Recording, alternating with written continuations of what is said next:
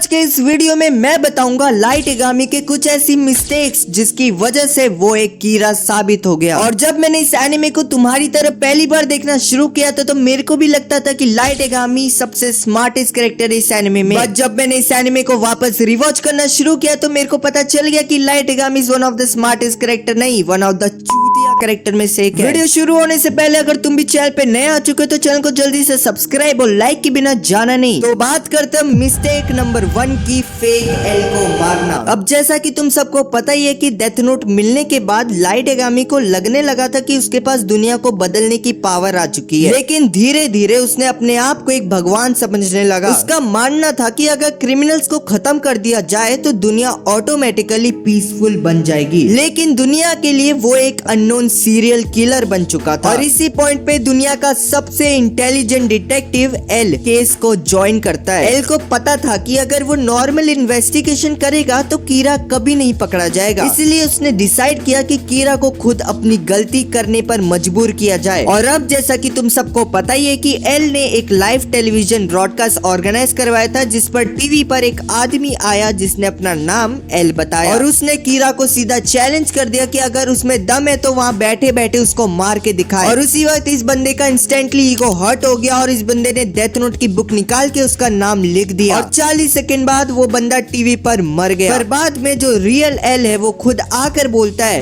कि उसने जिस बंदे को मारा वो एक नकली एल था, वो एक क्रिमिनल था। तो बाद में इस बंदे को मतलब इस रियलाइज होता है कि ये बंदे ने क्या कर दिया और इसकी वजह से एल को बहुत कुछ पता चल गया। पहली चीज कि ये बंदा जापान के कोंटू रीजन में रहता है और दूसरी चीज इस बंदे को फेस चाहिए और नाम, दोनों चीज चाहिए मारने के लिए।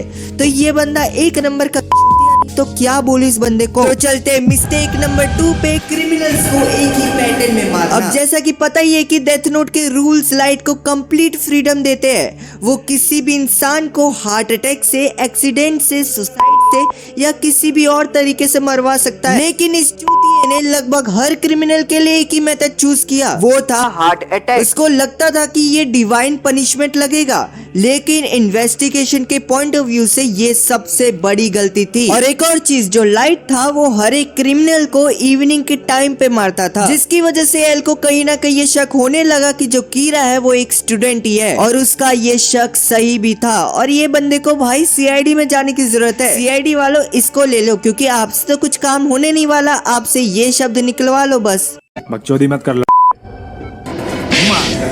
अरे सीआईडी वालों दिल पे मत रहना, मैंने मस्ती में बोला। वैसे तो मेरी वीडियो जाएगी नहीं सीआईडी वालों के पास, बट स्टिल मैं सॉरी बोलता हूँ अगर आपको कुछ भी बुरा लगा हो। और अगर बुरा लगा भी हो तो लगना चाहिए। मिस्टेक नंबर 3, एफबीआई एजेंट्स को मार देना। अब जैसा कि तुम सबको पता ही है कि लाइट को सबसे पहले इंफॉर्मेशन मिल जाती थी कि एल का नेक्स्ट मूव क्या होगा, क्योंकि उसका बाप एक इन्वेस्टिगेटर था, मतलब एक पुलिस वाला था जो एल के साथ ही काम करता था। तो यहाँ से एल को पता चल गया था कि जो कीरा है उसको सबसे पहले ही पता है कि हम क्या नेक्स्ट मूव चलेंगे। तो यहाँ पर एल ने एक रिपोर्ट तैयार की जिसमें से 141 पीपल जिसके पास ये इंफॉर्मेशन थी उनके यहाँ पर 12 एफबीआई एजेंट्स भेज दिए, जिसमें से एक एफबीआई एजेंट जिसका नाम रे पेम्बर था वो लाइट के पीछे था। और रियुक को कहीं ना कहीं शक था कि लाइट का कोई पीछा कर रहा है। तो रियुक ने लाइट को बता दिया कि उसका कोई पीछा कर रहा है। और जैसा कि तुम सबको पता ही है कि लाइट का एक रूल था कि उसका कोई भी जो पीछा करेगा और उसको कोई जानने की कोशिश करेगा उसको वहीं पर वो मार देगा। तो लाइट यहाँ पर एक प्लान बनाता है। तो जैसा कि तुम सबको पता है कि डेथ नोट में एक सेकंड कीरा भी थी जिसका नाम था मीसा अमानी। तो नेक्स्ट डे लाइट मीसा अमानी के साथ डेट पे जाता है और उसके पीछे रे पेम्बर भी आता है। और रे पेम्बर उसको देखकर कहीं ना कहीं ये सोचता है कि ये बंदा नॉर्मल हाई स्कूल का बंदा लग रहा है जो बस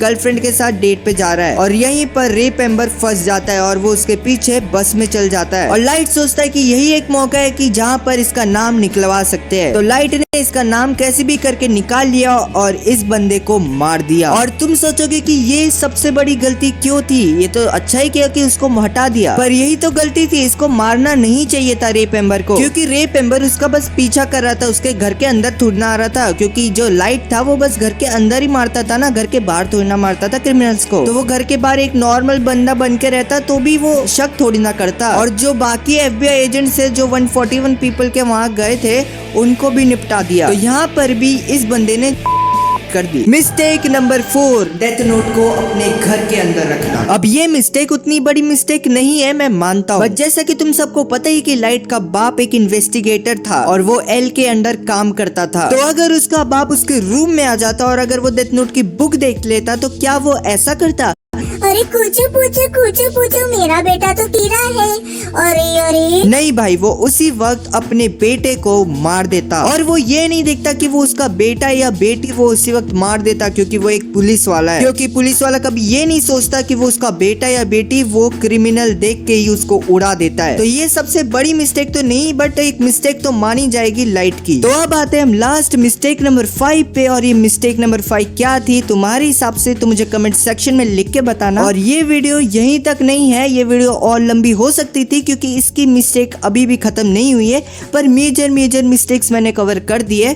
अगर तुम्हें इसका पार्ट 2 चाहिए तो मुझे कमेंट सेक्शन में बता देना, मैं इसका पार्ट 2 ला दूंगा। अगर तुम बोलोगे तो ही लाऊंगा, ऐसे नहीं लाऊंगा लाडले।